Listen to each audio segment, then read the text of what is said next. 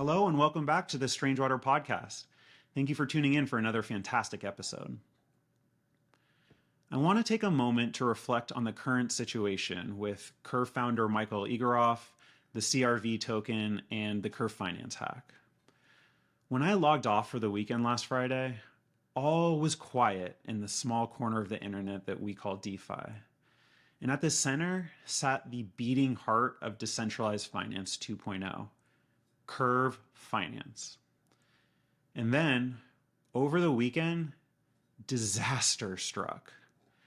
First, it was huge losses out of the most promising, most engaged protocols, or pools for those protocols. JPEG, Metronome, Alchemex, and then the big one, the CRV ETH pool.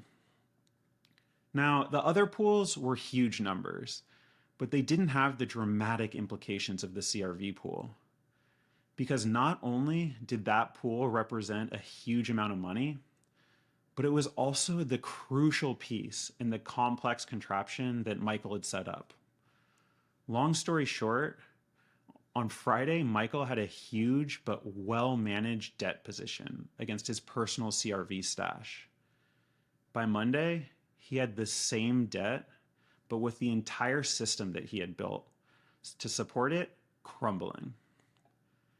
At the time of recording, we don't actually know how this is going to resolve. Maybe Michael will pull a rabbit out of his hat, fix everything, and maybe even make a profit.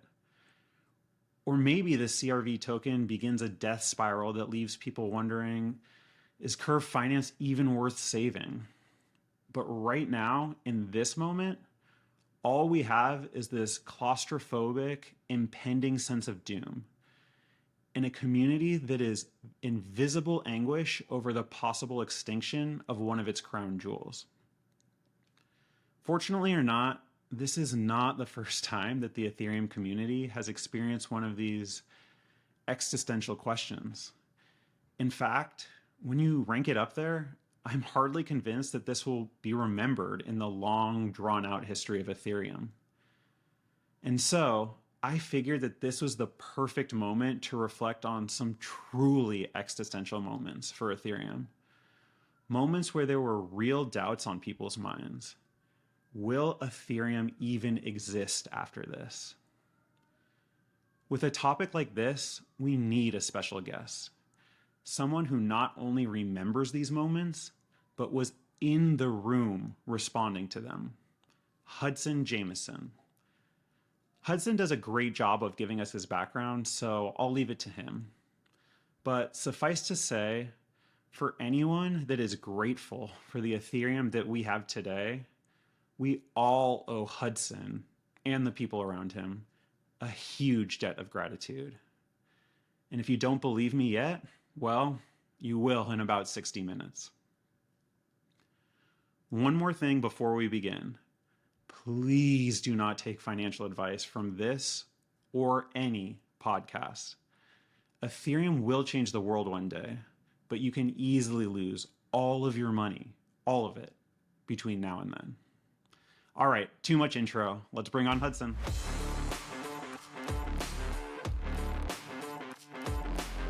Hudson, thank you so much for joining me. Welcome to the pod. Hi, you're welcome. I'm here. I'm loving it already. It's only been 30 seconds. I'm so down. Let's do it. Awesome, man. Well, let's see. You and I have been I think met about 6 months ago now, which feels like we met in real life 6 months ago now, which feels like 6 years ago now. But for just kind of like the audience and for myself again, because I love to hear it, would you before we even get to who you are today, can you talk a little about who you were pre-crypto, what drove you, and then how you found the world computer? Sure. So basically, before I got into Ethereum specifically, I grew up very interested in computers and technology. I went to college at the University of North Texas in Denton, Texas for computer science. And initially what I was going for, because since middle school I messed around with, network engineering stuff, hacking stuff, like backtrack Linux and war driving, setups. So I was going to be like a network engineer or a penetration tester or something like that. But the summer of my freshman year was 2011, and I forgot how I found it, but I found out about Bitcoin. So it was very interesting to me having like a censorship resistant currency and software. So I started mining it from my room, which was this guy, like this weird realtor who just had a room open that I needed, and he was like 200 a month, and I was like, okay, and it was kind of a dump, but it was good enough. Yeah, free electricity though, so I mined with some CPUs in there, and that was kind of my intro into cryptocurrency. Throughout college, me and one professor in particular were kind of messing with crypto. I got into Darkcoin, which is now called Dash. It was one of the earlier privacy coins, although it doesn't really tout itself as a privacy coin as much now. And then finally, as I was graduating college in 2014, I found out about Ethereum and participated in the pre-sale, and then got more heavily involved in 2015 and beyond. Great. So, so much of your like story, or if not your reputation, comes out of your time at Ethereum. So we'll save that for a moment and just hover around this like special moment when you're like, I was the same as you, man. Like I was enthusiastic about computers. That's why I majored in computer science, and I never really knew what I wanted to do with it. I just knew that like it was the first time in my life I enjoyed homework.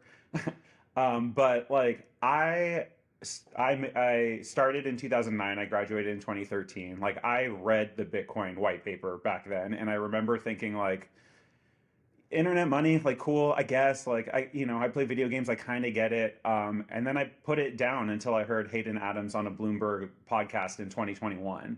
And so my question for you is like, what in that moment did you, when you saw the Bitcoin white paper, like why, what magic did you see there that like just for people like me like was missed? I think that one of the big things I saw, I guess I should, I guess either credit or add additional detail to say that I was kind of going through one of those college libertarian phases where I'm just like figuring out politics, and I only grew up in a conservative town, so it was like, oh, cool, and so a lot of those ideals were reflected in there.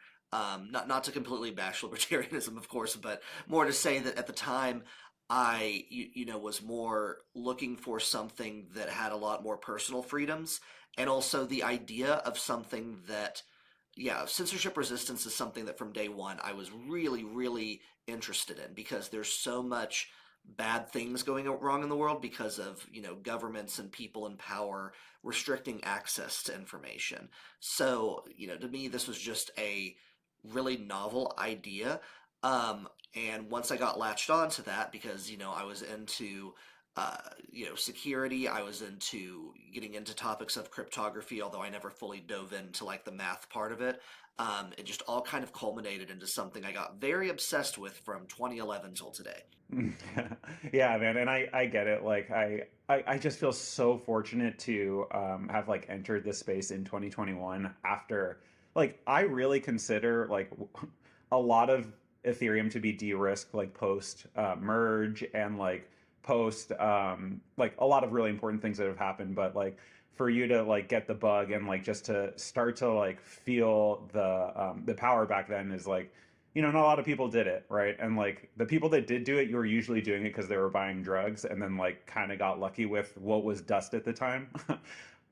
So man, I don't know, I don't really have a follow-up question to this other than I'm impressed. Oh, well, thanks. Yeah, no, I surprisingly, although I was in college, I did not use crypto for drugs. But I did know people who were starting to do that, so it was kind of, yeah, that was like one of the first use cases, I guess, and one of the more like well-known ones at the time. So I don't really fault, that kind of did help bring about cryptocurrency to a wider audience. Yeah, for sure. And I think like one of like the coolest things that or conclusions that I've come to from doing this show is to be clear, I've only hosted like Westerners that are like Western into their blood, right? But I think for us, like there's something about this technology that like we need to get over the hurdle of like it doesn't really work yet and then think like, okay, here's the possibilities and like every single day of development, things become more concrete, but just like thinking back to the DAO days, right? Like, literally, we're talking about like lockers that owned ETH that had like a drill in it that could be rented, like it's madness, man. And I do believe that, like, for whatever, not financial advice, we're not going to talk about this. There's still a ton of risk in it, but No, hold on. I want to shill all my coins. I thought I was here to shill all my investments to your whole audience. anyway, so okay, so let's go like to this moment where like 2014-ish.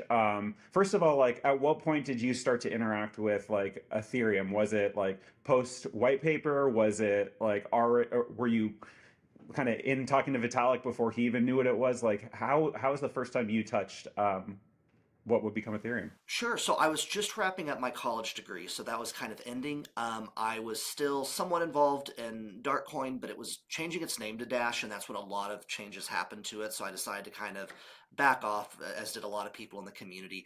And so I did see the white paper somewhere. I might have been on Bitcoin Talk, and I read it, and it immediately clicked. The part that it clicked for me was like, oh, I understood deeply that like for Bitcoin it was like, you know, decentralized money or value on on a blockchain, and this is like, oh, let's just do that, but for programs. And I was like, oh, I had not heard of anything like that, with the exception of like colored coins and like what was what is now called Omni Protocol.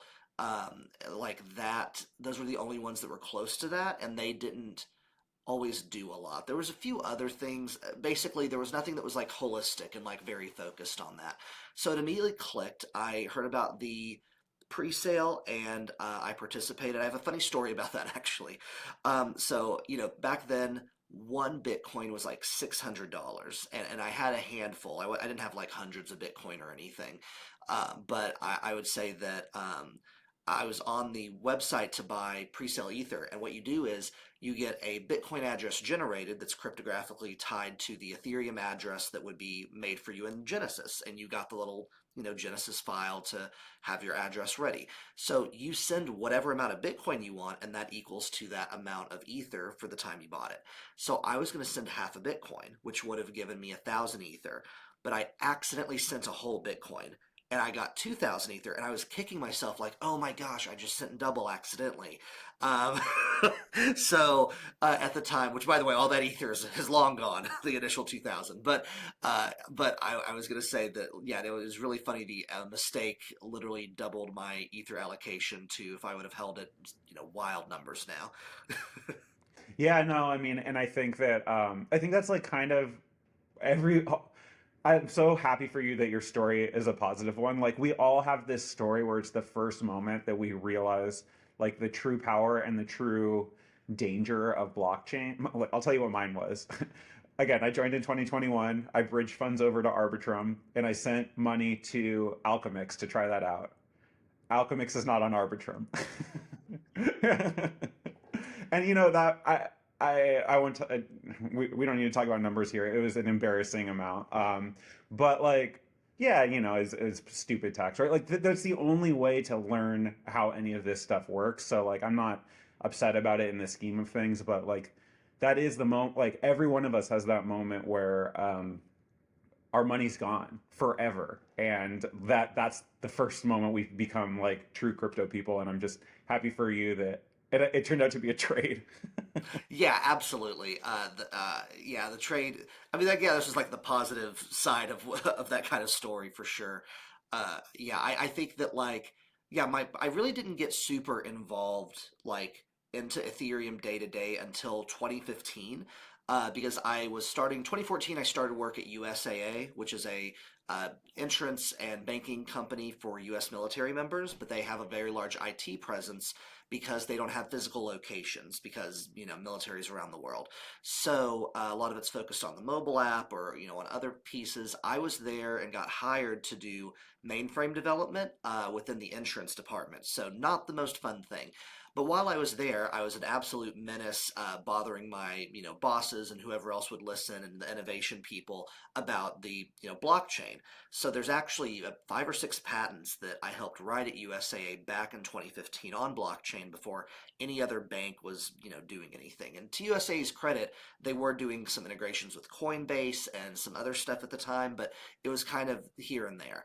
But I bugged them enough, and a few people believed in me enough that they moved me from the insurance area in 2015 to the innovation lab, and I was the lead blockchain developer there, or lead blockchain, I guess, researcher, whatever. So I had a small team, like 4 people. One of them was actually Joseph DeLong from Sushi Swap and then now Asteria. And it was really funny. Like he's told the story, but we were there and like he was early Dogecoin and a few other things.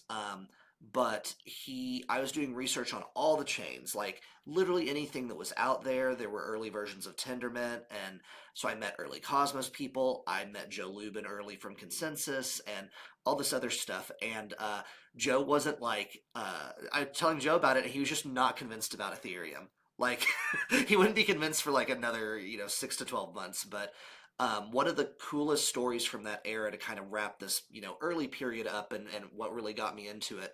At the end of 2015 was DevCon 1 in London. So by then, I'm daily on Ethereum. I've been helping do like a documentation effort for free. I'm moderating the subreddit.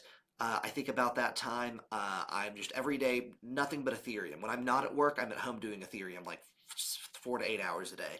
So yeah, completely obsessed at that point and just know this is going to be a big deal. So DevCon 1 in London's coming up, and just gotten married. I just got a house. I didn't really have disposable income to fly to London. So I was just like, man, this like literally, I just had a feeling this could be life changing. So I called my dad and I was like, I never asked my dad for like anything hardly. He's super nice, but like I've just never really had to. And I was just like, hey, this is incredibly important to me. Like this is what I'm obsessed with now. Could I get, some money to just cheap fly to London, stay at a hostel? And he said, sure, you've never asked me for anything. So shout out to my dad for helping me with that one. And flew to London, stayed at a hostel with like not 10 other people in the room. It was a nice hostel though. Shout out Wombats Hostel. And the first day I went to DevCon, it was pretty chaotic as far as like the organizational aspect. Like there wasn't enough volunteers, the badges weren't set up, so I kind of just asked if I could help and started giving out badges. And then I met people from the Ethereum Foundation and Consensus who were helping, and throughout that time, I did nothing but volunteer pretty much. I just like worked the t-shirt booth. I made sure speakers were where they needed to be. I was the timekeeper for Vitalik during his talk. All kinds of things. Helped like with the AV. I called the venue when it was too loud. Like there was just random stuff, and I wasn't even like paid or assigned to be a volunteer. This was the first time many people had met me, and a lot of good came from that. I met a lot of early Ethereum people. It literally was like I was on cloud nine. Like all of these people who I had read like dozens of papers about, like Vlad Zamfir and Vitalik and Jeff Vilke, and like diving into Geth and just reading all their comments all day. They were all there and like talking to me. It was literally surreal. So after I worked really hard, I connected during and after with Ming Chan, who was the executive director for the Ethereum Foundation, and I sent this like long email that was like, here are all the things I thought went right with the conference, and here's what I thought went wrong, and how it could be better next year. And they were like, oh, no one else did anything like this. And then we kept in touch, and soon after she offered to get me a job at the foundation.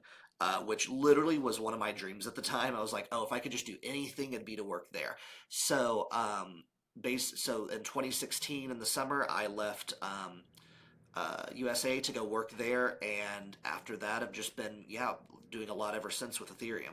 Nice, awesome, man. That's incredible, and I think a testament to how our industry works. That I remember when I was like onboarding myself. First of all, this industry is possible to onboard yourself. Incredible. That is not possible in whatever in most other industries. But second, like I just so vividly like remember the first time I was like, 2 or 3 months into Ethereum research, like understanding. And for me, when I entered the space, it was just when we were starting to see like Arbitrum launch and just understanding like what L2s would allow for Ethereum and all this stuff. And I remember like going back to like the first DevCon that Ethereum was, so I guess DevCon 1, and then also Vitalik's like kind of like initial pitch of Ethereum to the Bitcoin conference. And I just remember seeing like like it's all out there, man. Like they're telling us what they're gonna build, and like yeah, it's like implicit, but like there's an implicit call that says like this is what we're gonna build. If you can help, like get your ass over here and like start helping. And that means like very different things for very different people. But like for you, what that started meaning is like no one can figure out how to get a fucking badge, and like what that ended with is like we need to like kind of fast forward just through the exposition here, but like you leaving the Ethereum Foundation like as like one of like the like names and the champions and like one of the people that built it into like what it is today. So I just again I think for everyone aspiring to like kind of figure out their place in this industry, like the reason I work so hard to like get people to tell their stories is like so everyone can learn. Like this is the only way in. Like you got to Yeah, get interested, you got to learn, and then you just like roll up your sleeves. yeah, it's so much. It's much more accessible than just about any other, place out there, including technical places that you can jump into because people are offering educational materials. And I mean, it used to be sparse. It used to be very sparse and hard to keep up and learn with everything. And now it's still kind of hard to keep up with everything because there's so much going on. But at the same time, there's also more niches for people to dive into. Like if you just want to do governance stuff and you're non-technical, like people can do that. You can do economic elements. You can do any number of use cases and dApps. Like it's just grown so much, and that idea of openness that people carry on, the projects that have that, you know, in their DNA, just like Ethereum did, and our Ethereum aligned in that, like do the best. Yeah, and I think like we one day, right? Like we're not at institution level yet, despite like the way we understand what institutions are, right? But like one day, JP Morgan will have like the regulatory cover they need to get involved, right? And like one day, Quorum will, or wait, sorry, it's Onyx now, right? Onyx will become a roll up. Like that's just like how the economics work and like the whole point of what we're doing here. And so like I don't really know if like it's always going to be the decentralized, transparent, open projects that win or whatever. But like the point of Ethereum is like we all get to play. All of us, like you get to play against JP Morgan. Like that's never been possible before. Yeah, yeah, no, it's really neat. I hope it does keep that as well. And one thing I do like though that's promising, you say you came in, during a lot of the L2s rising up and like becoming actual things people could play with. I feel like many of the L2s are at least trying to, and to actually do like what Ethereum's done as far as the openness and stuff. Some of them are masquerading as it, but then other ones are truly like, no, we're aligned with Ethereum. We're here to complement Ethereum and not to compete, and that's very promising. Yeah, there's a lot of like rent seeking and a lot of just like trend chasing and dollar chasing and for better for worse, like our industry is it's the majority of our industry is that stuff. And so that's just something we all have to reconcile with. And like it's kind of funny between people like you and me, and like really hard and embarrassing between people like me and my mom. Yeah. Oh, I would say though, I would say so. Shout out to my mom because she, since 2011, has been listening to me talk to me about this. She'll listen for hours and be like, "Okay, I kind of get this." And that she wasn't necessarily raised in, all the technology growing up or anything, but like even today, she'll like listen to all my. She's gonna listen to this interview probably. She's listened to all my talks. Gives me like feedback because she's a speaker and like, okay, you should have done this differently, but you did this good. So yeah, having support is also really good, just as a life thing. Yeah, no, and yeah, before I'll stop this before we get too esoteric, but like the problem with like what social media has done to us is like we think that we're connected when we're really alone. And so like what you're queuing off on is like, okay, there's like a real difference between your mom and you. Like a real difference between like the you and I have like met in multiple cities across this country and developed something versus like the people in private discords that you know versus like your friends on crypto Yeah. X. For sure. Crypto X. Oh gosh, I hate that. Do we say like CX? Like, oh, did you learn that from CX? CX. Oh no. Yeah, I don't even know what to say. Yeah.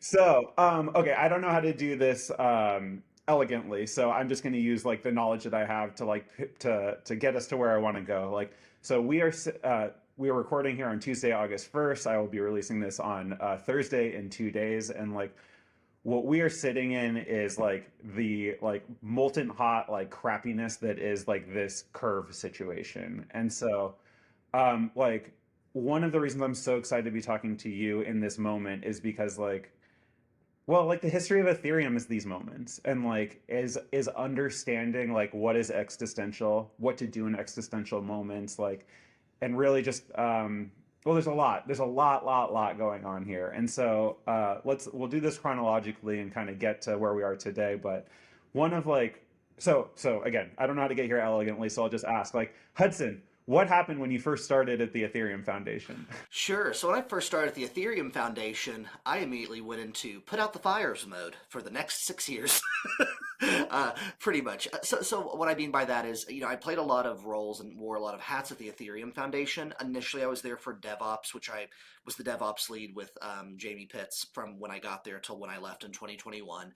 I also co-ran DevCons 2, 3, and 4, did internal like org security stuff, and then also was kind of the incident response person both for Ethereum Foundation specific things, but also war rooms and incident response channels and organization when there was an Ethereum incident. Or a major ecosystem incident, basically. So I'd be the line of communication. Like the Ethereum Foundation Twitter, like wouldn't be like, "Oh, this happened." It would be me, basically, on Twitter saying this happened and posting it on Reddit and Twitter and Facebook and whatever else.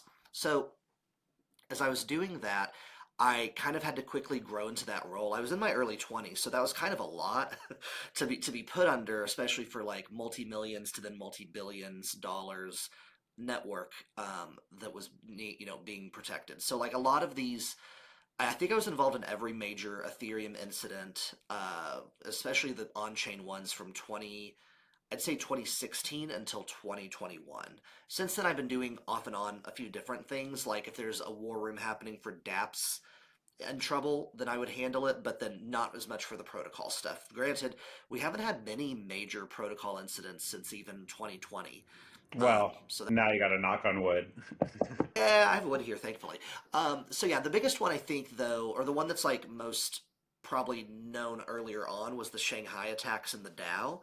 The DAO was first. So the DAO, when the DAO happened, that was my first week at the Ethereum Foundation. So I was there more of a fly on the wall, more than any active participant. You can go to Reddit and Twitter and see some of my very early thoughts and like putting my opinion out there and stuff like that. And there's that history, but I didn't actually like do anything myself for any of that response. Yeah. So let me, just for the audience's sake, let me try to give a summary of what the DAO was, and then we'll have somebody who was actually there tell me how wrong I am. But so essentially, like before we, like the kind of origin of the idea DAO was kind of what we think of DAOs today. But originally, like the entire Ethereum community, it was small enough, it was energized and focused enough that it wasn't, the idea wasn't everything should be a DAO. It's there is one DAO, and that one DAO is like the coordination mechanism by which we fund projects. It's why it's basically like the government of Ethereum community. It's very interesting that you label it like that because that means that there are pieces of history forgotten. This actually had nothing to do with the entire community. This was a specific project by Slockit. No, no, sorry. Fair enough. I mean, when I say the entire Ethereum community, I mean that like much more colloquially. Like, Oh, gotcha. So everyone participated. That is absolutely accurate. yeah, yeah. So like again, this was not an official Ethereum project. It didn't come from the foundation, but like probably everyone who had ETH sent some. um, and so basically, the DAO was funded with I think about 15% of all Ethereum. And turns out that there was a vulnerability in the DAO. And we don't need to get into the details, but like two key things. One, an attacker was able to drain all of the ETH out of the DAO. And we knew at that time that we were going to move to proof of stake. So not only was that like financially disastrous, that had like actual existential implications on Ethereum. And then two, the weird thing that happened here was that you couldn't directly drain the DAO. You could drain the DAO to a subcontract that would drain it to you 30 days later. And so that created this literally like 30-day doomsday clock on basically like everything, on totally everything. So, Hudson, would you kind of like one, correct anything I said, but then two, take us home with kind of with the result and what chains came out of that. But like, would you just kind of keep in mind like you weren't a principal agent in this, you were an observer, but like what did you take away and like what life lessons and like Ethereum lessons like do you now know came from this experience? Sure. So yes, I think your thing was fairly accurate. The only things that I would say would be different are when the exploit was exploited from the DAO.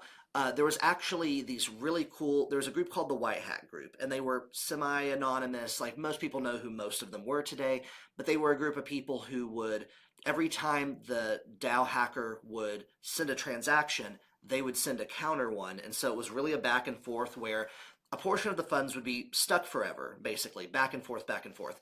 Another portion was in that 30-day lock period. The amount that could effectively be gained by the hacker or things like that would be about, I think it was 15% of the circulating supply. Um, One thing I'd say though, at the time, and there's actually, interestingly enough, a Reddit comment where I asked Vlad and Vitalik at the time, is this existentially terrible for proof of stake? And they said no, it wouldn't be enough for at least back then. And I actually did confirm that in the last 2 years, that even today's proof of stake would not have been affected by it. But the biggest effect, honestly, would be the fact that there'd be so many people. Basically, almost everyone in the ecosystem was participating. This was the only thing to put money into besides random little Ponzi's, and the boards for all, like the I guess the stewards or whatever they called them at the time for that DApp. Were all like OG Ethereum people, like founders, Ethereum Foundation people, consensus people. Like everyone was involved in it. So it's kind of not a thing where it was like, oh, it'd be something like if Uniswap had a bug and then everything got drained. Like that, it was bigger than that, even. Like it was bigger than, because it was the only thing at the time, everyone put money in there. So more so than like, philosophical things about immutability and things, what I learned from that and what ended up happening was we did decide as a community to, uh, like, not roll back the chain, have we kind of did surgery on it more or less, because it wasn't truly a rollback technically, but you can think of it that way, I suppose. But we put the funds in a multi-sig that then people could automatically get their funds back, including their stake in the DAO, etc. And so people actually profited from that to an extent. Like I got more money out of it because there was a contract to convert DAO tokens to Ether. And so that's how it ended. People are saying like, oh, the Ethereum Foundation made a decision. So some of the biggest, things that happened behind the scenes that people don't know about, there was a lot of back and forth in the foundation about what to do. But at the end of the day, every dev team in the foundation to this day is autonomous from the management of the foundation. Ming Chan, anyone in operations, anyone in non-technical leadership, did not ever give guidance on what to do. In fact, the Geth team internally, secretly, went back and forth on what they wanted to do. They were super torn. It was super stressful. The Mist team, which was the graphic client at the time, had a pop up when you opened it. This was like the first desktop Ethereum wallet. This was before MetaMask. You would open it and it said, "Hi, a hard fork could be coming. Do you want to stay on the old fork or the new fork?" And it would like randomize the yes and no buttons. So like they really did a lot to be like, we want this to be a choice. But at the end of the day, and people will cite the whatever token vote, that was the deciding factor. That was referenced, in places. I don't think that was the deciding factor. It was really a lot of people getting a lot of community sentiment and then ultimately saying, "Here's the choice we have." Once it happened, there was a chain split. The way that proof of work mining worked at the time, when a hard fork happens, everybody who's on the new version of the software goes to the continuating chain.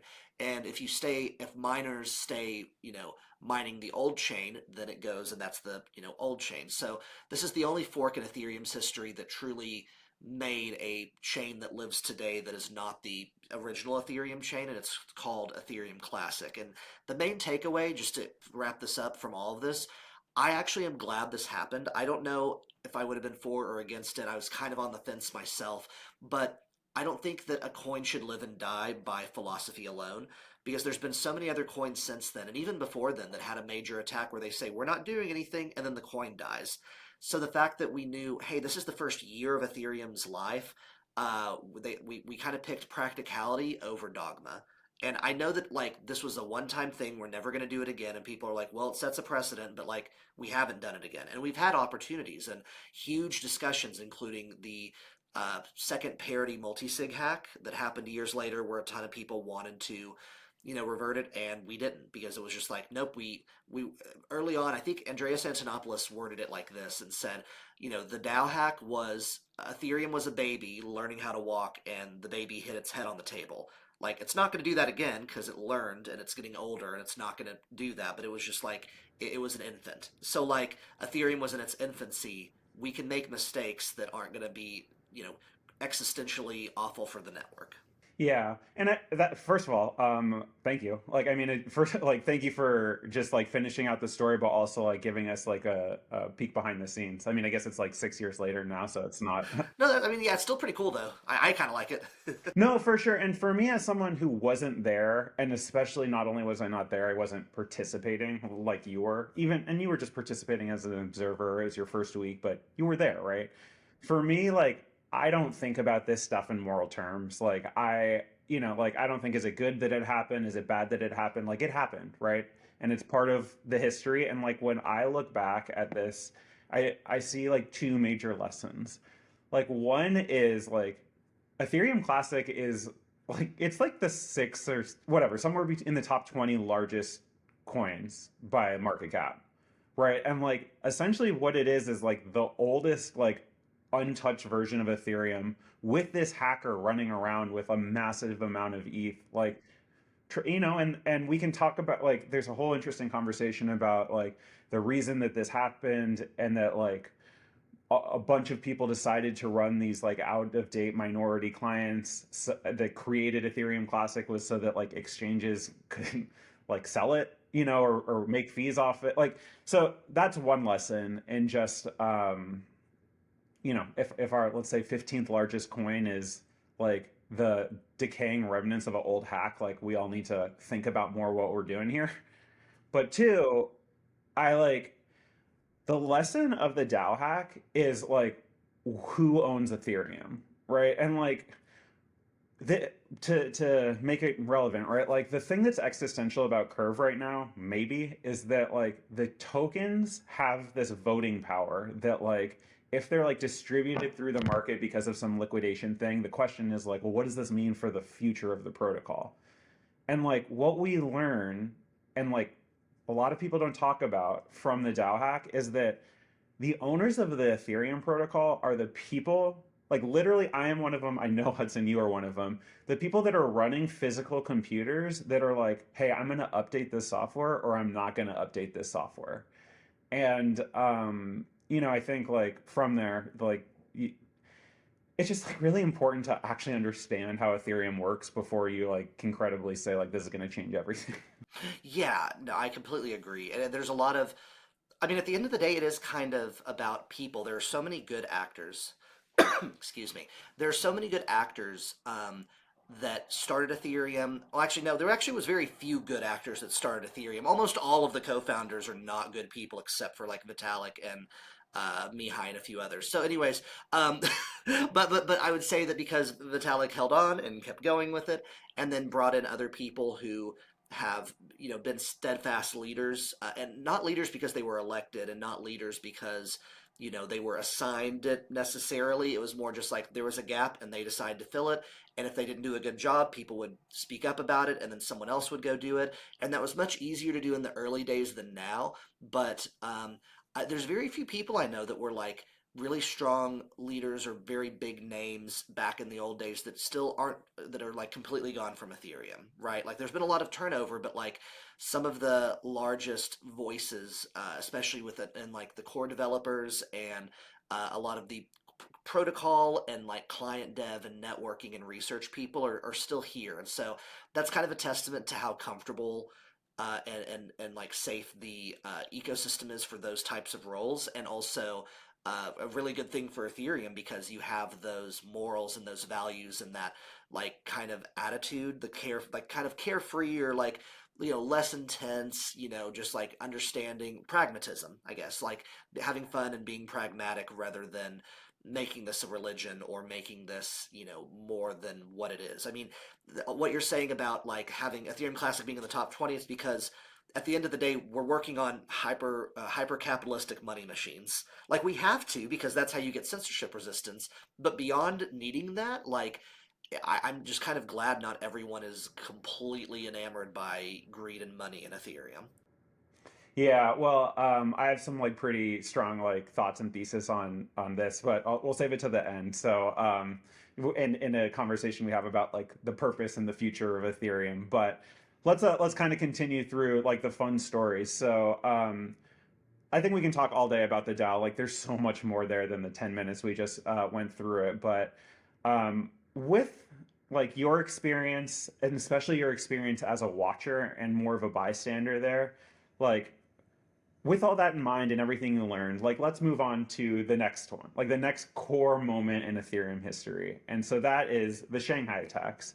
And so, why don't I again try to tell the master what happened, and then feel free to correct and then kind of finish it off for us. But this is named the Shanghai attacks because basically the entire Ethereum team, tiny at the time, was at Shanghai for DevCon 2 or 3?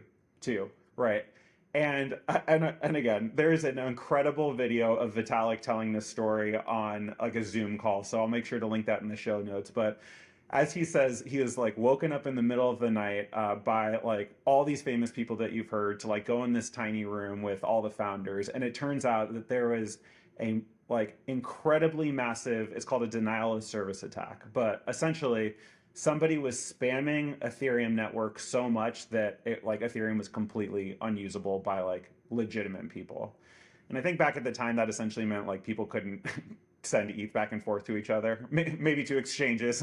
But today, what that would mean is like you can't get your transaction in to like stop to top up your debt position to do a liquidation, or you can't buy a token that just like dipped down because of like a crazy like huge market sell. Like Ethereum is inaccessible to you because this attacker is just saying like nah. And so I'll like essentially what this boils down to is like DevCon's crazy. They think they get it.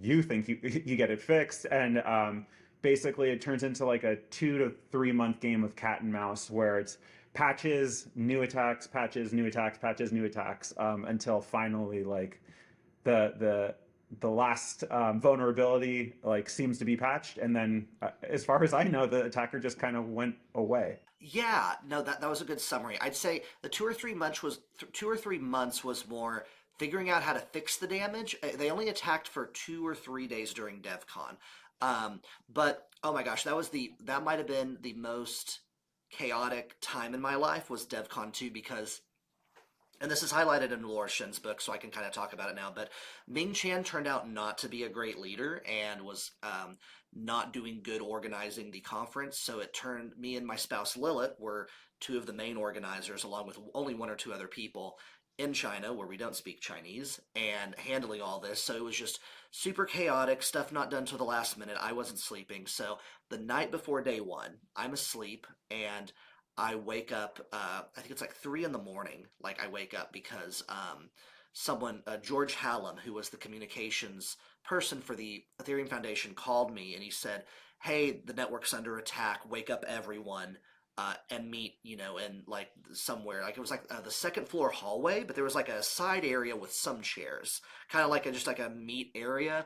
So I get up and I get dressed and I call like a bunch of people. I call a few core devs that are across the street at another hotel. We're in like the Hilton or something, and uh, I get them and I'm like, "Hey, come over to the hotel. Come to the second floor." Da da da da da. And so I then go down to the front desk, just panicked, and I'm like, "There's an emergency with the technical stuff we're doing for the conference, and I need to get in touch with these people." And so I say a name, and they're like, "We don't have that person in the system." And then I think, "Oh my God, they're using an anonymous name when they talk to me in the community. They're actually booked here on their legal name." So like I'm trying to like figure out what their legal name is, or if like part of it's real, and I do that for a little bit and get a few more people. And so we all go up, and I'd say there's like at max 20, 25 people in this hallway by the time it's all over. At first, it was only about 10. So I get there, and Martin Swende, who's now prolific as a Geth developer and someone who's helped with attacks before or prevent attacks before, he is like, this is his first week at the foundation, although he's been doing a lot of stuff before. So it's not like he's at the state where he knows Geth inside and out yet. Vitalik's sitting there. Peter, uh, like from the Geth team, is there. Felix, I think, and a few other people.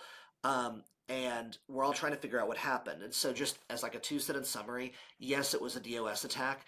There were only three clients. So there was Geth, there was Parody, which was from Gavin Wood's team when he left the Ethereum Foundation, and then there was also Ethereum Java, which was a separate team that hardly no one used that client. So when the attacks came in, um, the Geth client couldn't handle the load that was coming into the nodes because of mispriced opcodes. But Parity was able to stay up. But like no one was using Parity hardly because it had just been released, and especially not miners. So miners were having to very quickly switch out Geth nodes for other types of nodes.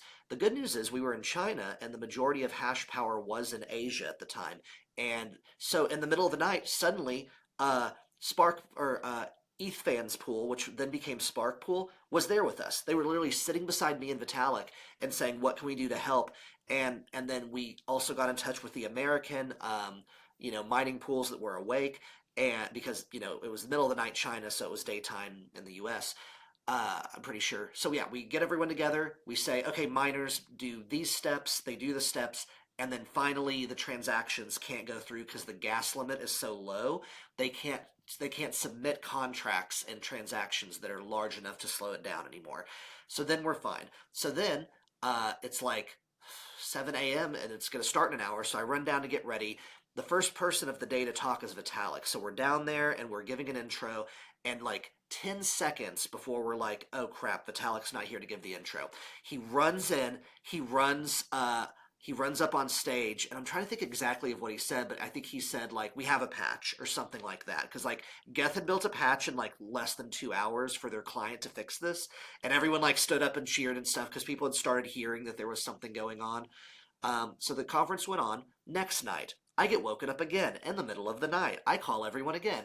We go down. Another vulnerability is exploited that now hurts both clients but doesn't completely take them offline, but is still a big deal. So we work on that. We get that. The miners still have their previous thing happening, like their previous resolution. So uh, we fix that again for the time being, and then that's kind of the whole story there. I literally ran myself ragged between dealing with DevCon and then dealing with this attack, or the attacks, and it got fixed later through a series of smaller hard forks that like cleaned up the damage. Man, incredible. Like, and I think it's so it's so easy to hear that story before you're an Etherean and just say like, okay, so there's like a DOS attack and like a couple of guys like didn't sleep that well for 2 nights in China and like 20, but like to really like live and breathe and like to have your home base be the EVM. I mean, it really is existential. Like this whole thing. Literally, the point of Ethereum is that it can't be DDoS, right? Like that, no matter what happens now in 12 seconds, every 12 seconds, there's going to be a block, and that block is going to have open space for you if you can pay for it, right?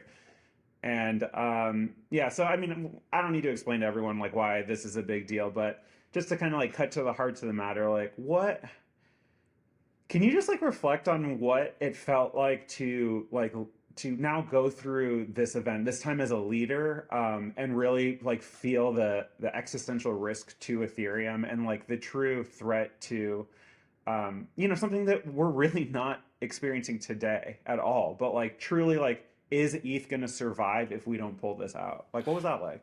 It was pretty scary. The Dow hack in particular, like right as I was joining the EF, I kind of thought it might be over. Like I thought, depending on what happens, and I didn't have all the details, but for a day I was like, maybe this is over. Maybe Ethereum won't last. For these Dow attacks, I didn't think I think it's one of those things where there's so much going on, and I'm running a whole conference on Ethereum, in 4 hours, and this is going on, and people need to be organized. I wasn't as worried because I couldn't be. Like there wasn't room. There wasn't room to feel like this could be the end of Ethereum or anything. And also, part of me was also like, we were still small enough, but getting big enough that I think part of me was like, if we need to do a restart, I guess we can. We already did the DAO and we're still young. Was like part of it, but of course, wouldn't want to do that. There was a time when like that thought would be eclipsed over the years of like, okay, now it really can't happen. But the number one thing that I learned from that, and I think the reason, so people have commented on like how during the emergency situations and war rooms for other stuff, how I can be so calm. I kind of got all my nerves out back then, but also whenever I'm in that situation, the number one thing I think about is like, no matter what happens to Ethereum, I'm still Hudson. I still have my friends, my family.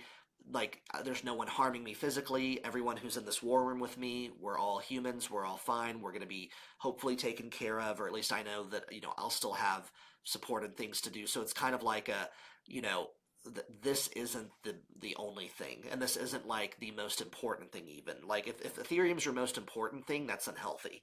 So like to me it's like, yes, this is one of the top things in my life that's important. I've literally been obsessed with it since it came out. But like it's still not, people, and it's still not that. So that helps somehow, where with like putting things in perspective, where I can then focus and be like, okay, now that I have that out of the way, I don't have nervousness or fear to clamor up what the next steps need to be.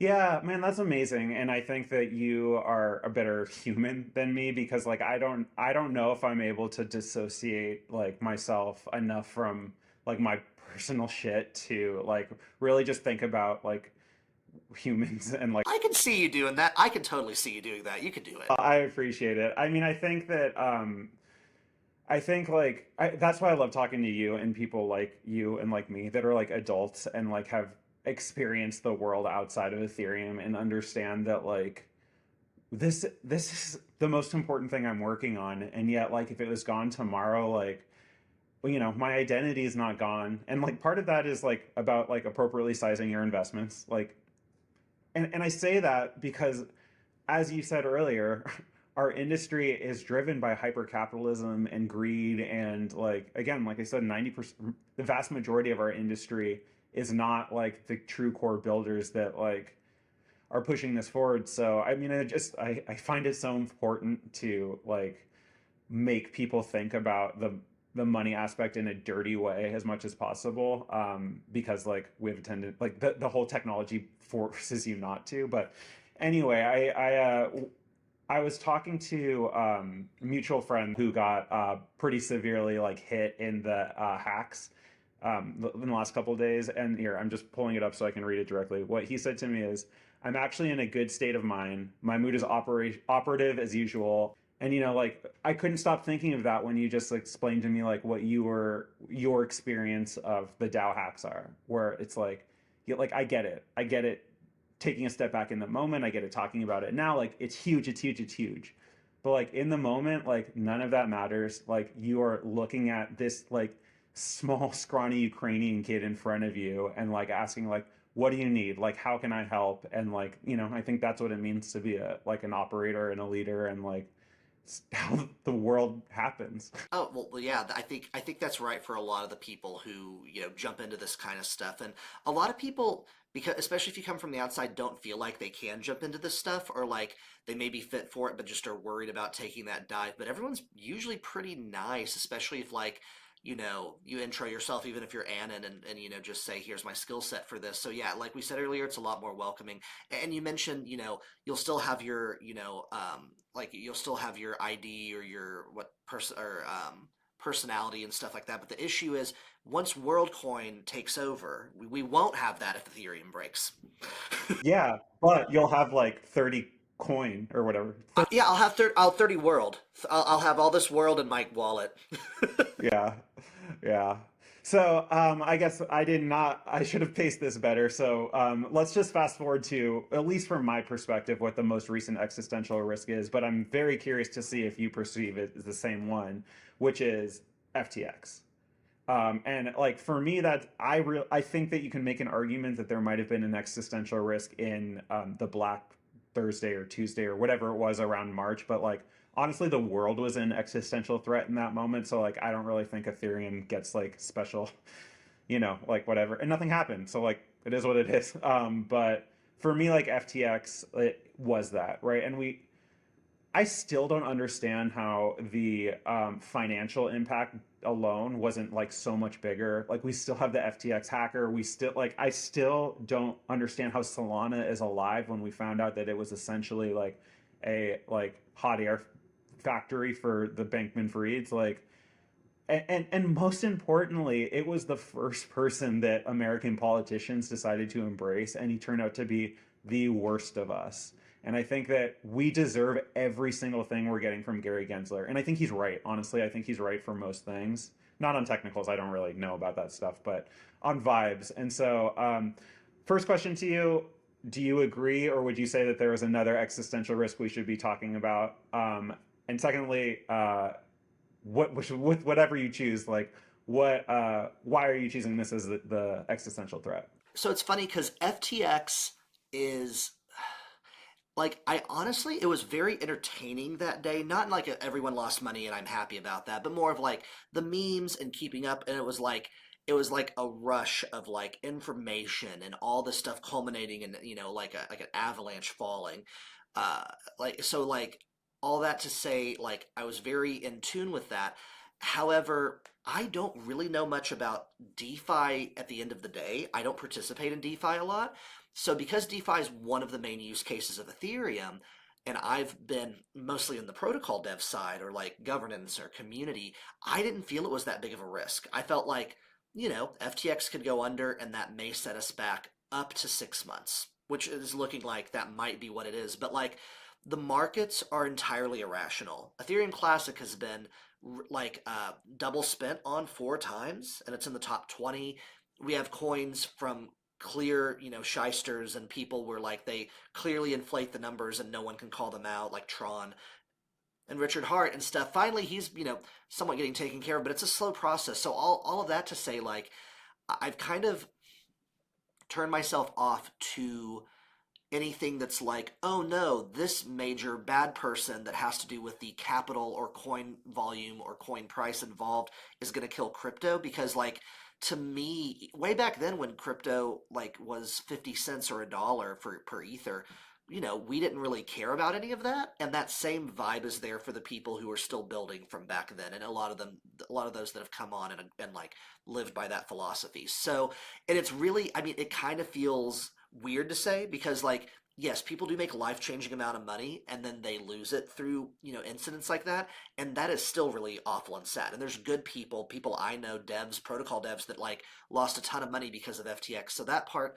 that's awful. It shouldn't happen.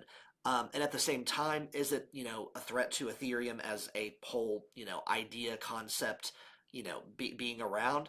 I don't think so. I think that I can't see so many things would have to happen for the price to crash so greatly.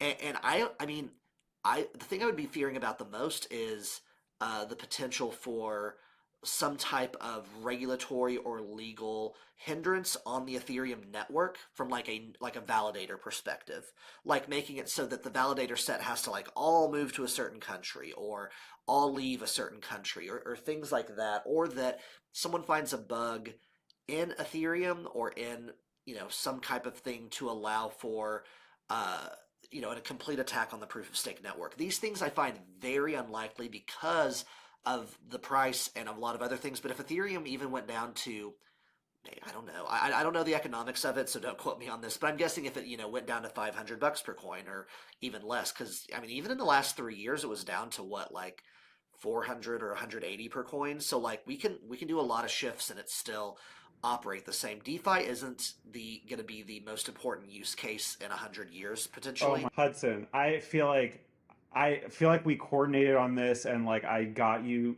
like because like okay. So look, like I agree with you that like when first of all existential is the wrong word. I said earlier that post merge like I think that Ethereum is de-risked. I think like exactly what you're saying is that SBF was a risk from regulatory standpoint. I think like the path to it's illegal to run the computer program Geth is paved with FTX and SBF and Alameda, right? But so I love that you took me like to where I want to go, which is essentially like I don't believe that like the purpose of Ethereum is DeFi or finance, and I think that that is like an incredibly provocative, like scary thing to hear for a lot of people on CX or like within a lot of the communities that really captured a lot of the energy through the last cycle. And so like in our last few minutes here, like I would love just an opportunity to kind of pitch you my like narrative idea of what's happening here. So preamble over. Okay. So look, like I am becoming more and more convinced every single day that DeFi is exactly the same as NFTs from the standpoint of like when we look at NFTs now, it is so clear that that was like a bullshit bubble. That like we're not like the purpose of this technology is not to like create like addresses within the EVM that we like out off chain tie to photos that we sell for hundreds of thousands of dollars. Like none of this like really is like that real, but like what we got out of this like incredible narrative bubble was like these like really important primitives that like within the EVM or within like business or systems design that like we will see over and over and over again. And so like when I look at DeFi, I am like becoming more and more convinced that like it's the same thing. And that like I kind of think that in 5 years when we look back, like CVX will look like a mutant ape or whatever. Right. And like part that is like really comes out of like I have a TradFi background, like I've done real finance. Like this isn't how any of this works at all, right?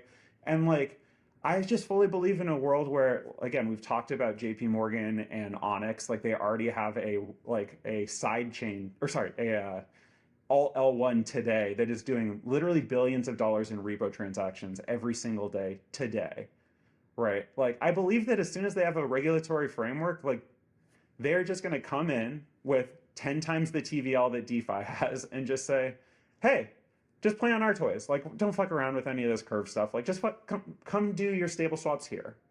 Right. And so I think that like DeFi was important in that it taught us like a lot of interesting things about liquidity and locking and like all this stuff. But like, I think it's going to go away. And so that brings up like, well, what are we doing here? What's the purpose of Ethereum? And like my kind of like thing is like I think the point of Ethereum is not trustless finance, it's trustless compute. Like the whole point is to have this like credibly neutral, perfect computing space. And like in order to get decentralized, we had to make it as shitty and slow as possible. But like what the magic of ZK is, what the magic of rollups, what the magic of oracles, of data availability, of dank sharding, what all this is like how do we take all of modern computing and get it into that EVM space? And so like I'm just so confident that that is like the basis of the next narrative bubble will be about Ethereum adjacent compute and blah blah blah. I'm going on and on now, so I'll let you react. Yeah, no, that sounds great. I completely agree with that.